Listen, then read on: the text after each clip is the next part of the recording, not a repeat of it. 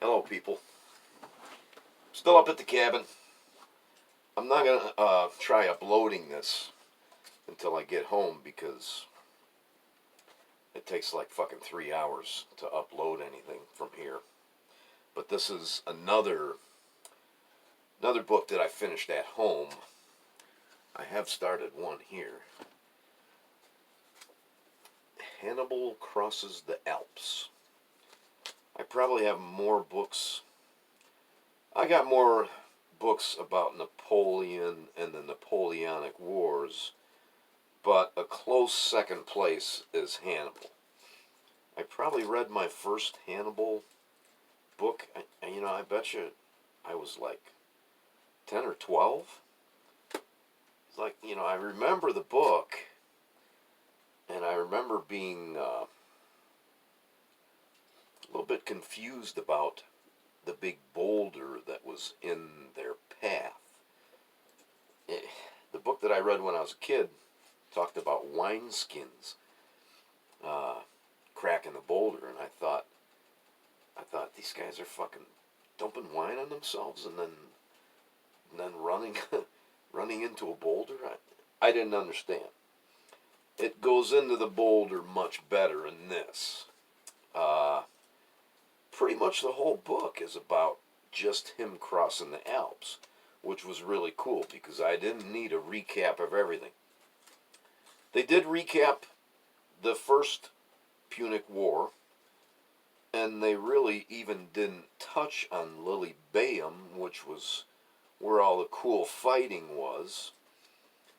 Uh, and really, they don't even cover in great detail Hannibal's campaigns once he gets to Italy. They talk a little bit about the Third Punic War, but the whole thing is crossing the Alps, which was great. I got a couple of notes here. Page 51, I say, not bad. So far, brief history of Rome, Carthage, the First Punic War. There's an episode in the First Punic War where, if you know anything about it, Carthage was the big naval power, but Rome, unexpectedly, they build a fleet, and they hold their own against Carthage. They actually do more than hold their own. They win some battles, decisively they win some battles, but they lose at least one, and a couple of times they show they're kind of novices when it comes to reading the weather, and they have some big disasters where they try sailing through a storm, and you just couldn't do that. So, anyways, the battle that they lose, they have the sacred chickens on board their triremes, and this author chooses to leave out the funny part. He just says that they throw them overboard.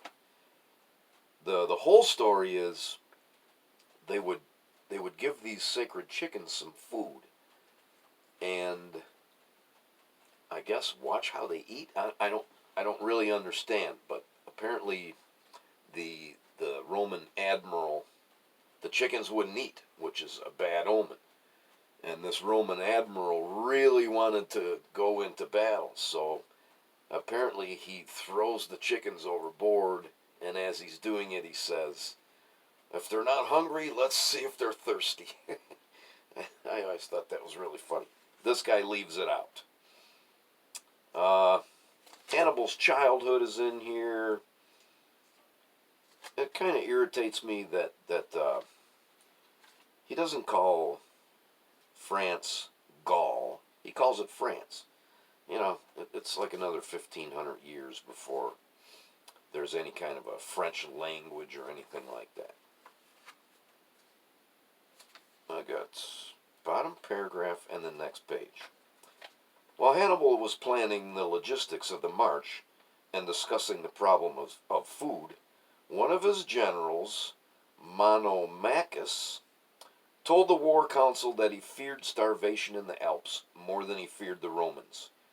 He proposed that because of the length of the march and the often barren nature of the terrain through which the army would pass, the soldiers should be conditioned to eat human flesh. He suggested that small amounts be cooked into the daily rations and then increased as the army moved further into the Alps. The army could thus consume its dead and dying, feeding upon itself as it moved, or upon its enemies, if that were possible.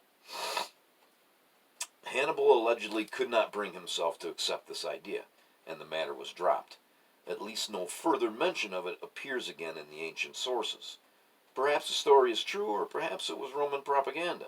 It is interesting to note that the ancient historians have commented that many of the atrocities committed in Italy later in the war and attributed to Hannibal might really have been the work of this general Monomachus. That's a story that I had never seen before. They also go into the sources for this. Livy's one of the sources. I can't remember what the other one is. I think it's Polybius.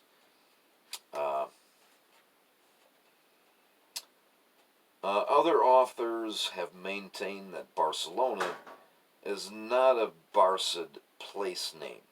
This guy does say that Barcelona means Camp of the Barcids. And I always thought that can't be right.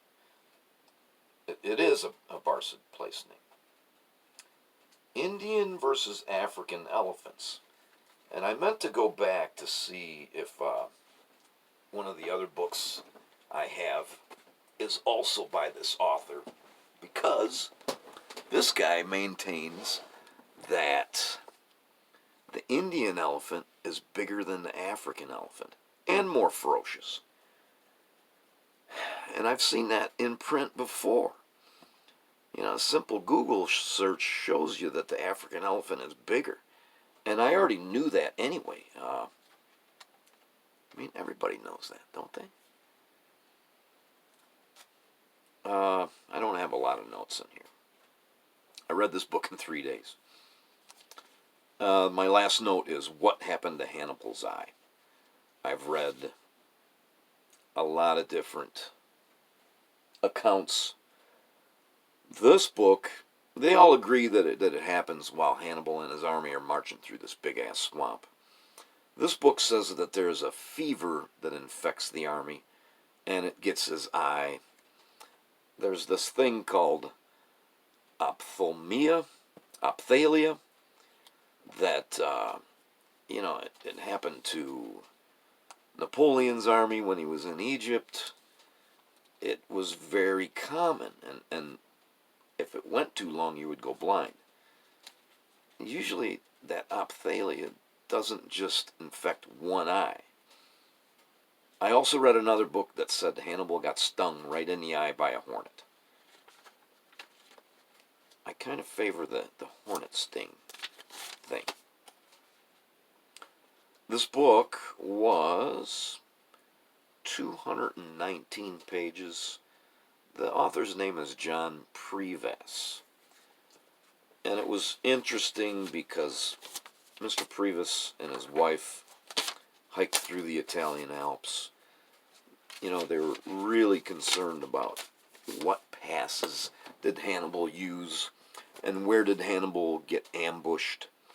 And so they got a bunch of pictures. His wife is a photographer, and over the years that it took them to write this book, they hiked up there all the time, and they compared the accounts of the pass with the way the passes look now.